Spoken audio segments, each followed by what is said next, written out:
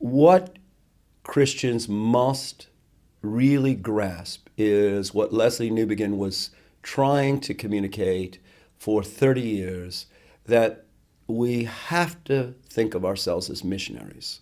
And that's not hyperbole to get the church in the West to really think about the fact that we are missionaries. If we sent missionaries to Egypt, they would know they were missionaries. We're coming into a foreign culture. They would know that they're having to learn a new language. They have to really understand the culture that they're going to.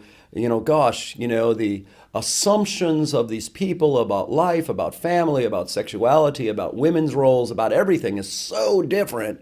And now, how do we translate the gospel into this culture? We would know that. And we would be highly intentional about everything. The church in the West has been living off of the cultural capital of church that's been built up over the last 1,000 years, and we haven't realized that we're in that situation.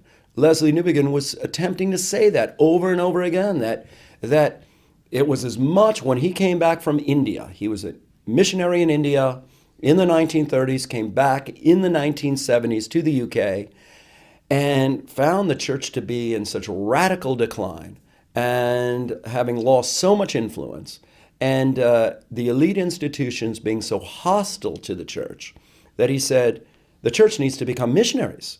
But the church doesn't realize it yet. But if people in the church and the leaders understood themselves to be missionaries, they would be intentional.